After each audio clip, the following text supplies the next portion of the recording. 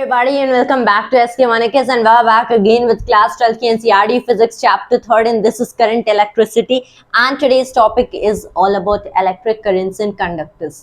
तो यहाँ पे since we have already studied what is an electric current, that is the rate at which the charge flows, or you can call it the flow of charge itself.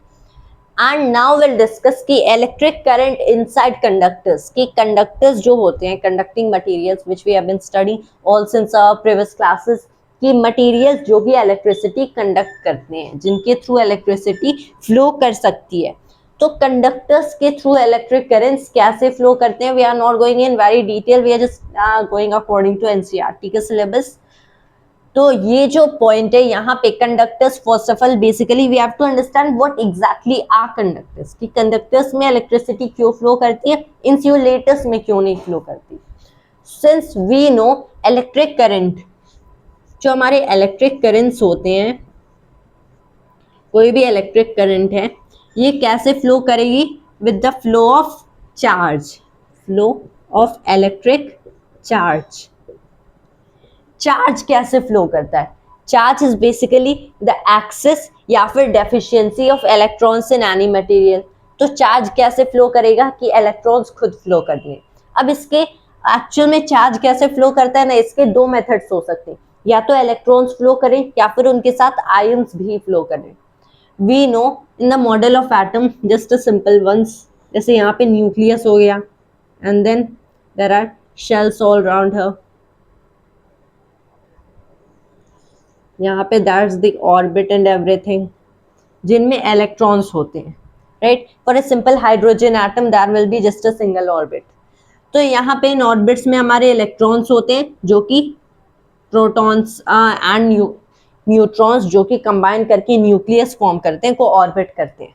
कुछ atoms ऐसे होते हैं जहाँ पे electrons and as well as nucleus is tightly bound inside the atom. तो यहाँ पे electrons भी एस्केप नहीं कर सकते from atoms and protons really can't escape either. Electrons which carry negative charge, protons that carry positive charge.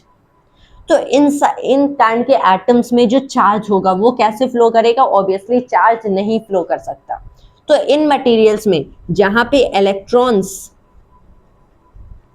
And protons are tightly bound inside the atom, they cannot escape from the atom and they cannot, तब obviously electrons and protons flow नहीं कर सकते, and that is the case जहाँ पे current नहीं pass कर सकती through the material, and these materials are insulators. कुछ ऐसे materials होते हैं like which are called solid conductors.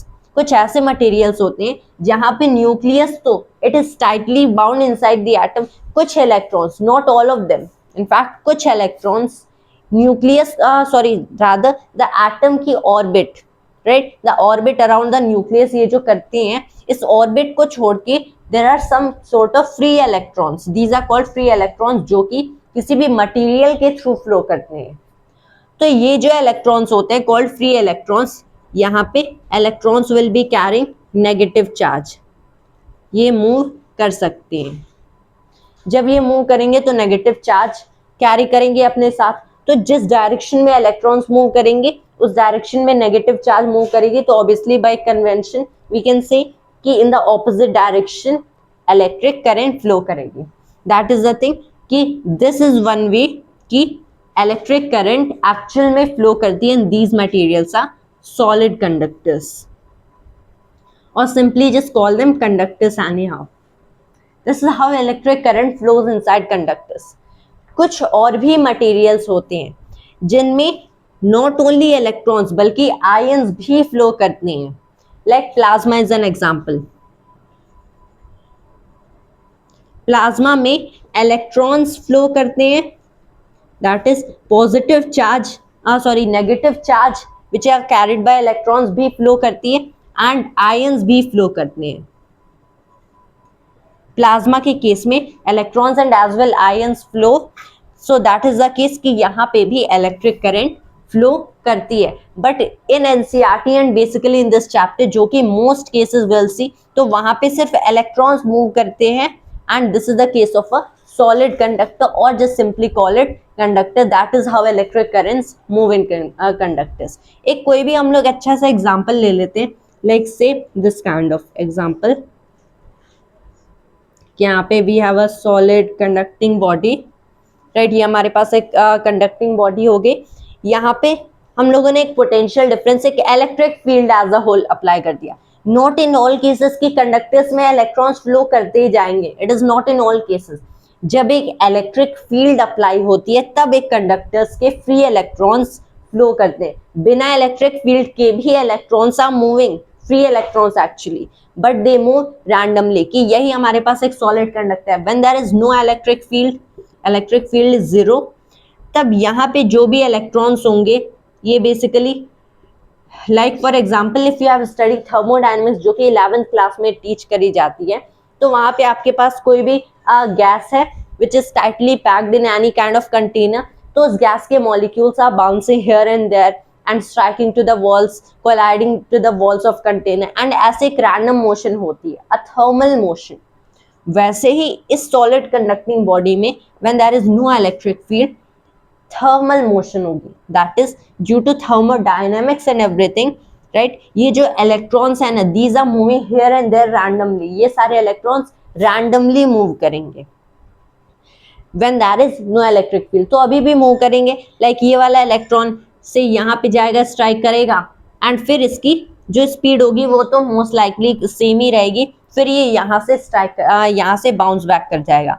That is what will be happening. Electrons, free electrons are moving randomly. But a better case where we come into electromagnetism, किसी इस direction में हमारी electric field है, तो ये thermal motion अभी भी stop नहीं होती है. ये थर्मल मोशन तो चलती ही जाएगी. क्या होगा कि इस थर्मल मोशन के साथ साथ इलेक्ट्रॉन्स किस डायरेक्शन में मूव करेंगे, इस डायरेक्शन में मूव करेंगे, क्योंकि उन पे इस डायरेक्शन में फोर्स लगेगी. Obviously electrons are carrying negative E charge, तो negative E times capital E हो गया इलेक्ट्रॉन्स के ऊपर फोर्स एक्टिंग.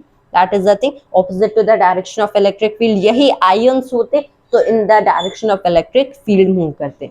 तो अब ये इलेक्ट्रॉन्स ऑब्वियसली अभी भी, ये जो भी हमारे पास रैंडम इलेक्ट्रॉन्स है, फ्री इलेक्ट्रॉन्स है, ये अभी भी वो थर्मल मोशन करेंगे. ये अभी भी इधर उधर रैंडमली स्ट्राइक करेगा. This will be striking here, this will be going here.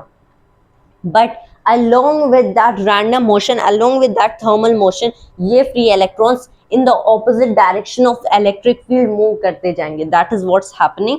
तो that is in a very simple case. जैसे NCERT में ये वाला example लिया गया है, तो वहाँ पे it is not considering that kind of thermal motion. Obviously it has been talked about, लेकिन in this case it has been said कि electrons are just moving, the charges are just moving according to the direction of electric field. लेकिन most of the cases what you will see, you have to just simplify the case कि thermal motion ignore करना है, and you'll have to just go according to the electric field का force, electric force.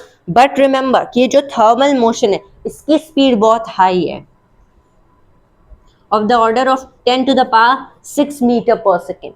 लेकिन जब electrons drift करेंगे, इनकी इस वाली वेलोसिटी जो कि ये सब गेन करते हैं due to the force acting on them due to the electric field which is called drift velocity, और इसकी speed drift speed, this is of the order of 10 पे power -4 metre per second. Now you might be also wondering कि अगर इतनी slow speed है, so as we are just turning on the switch of a light bulb, instantly light आती है.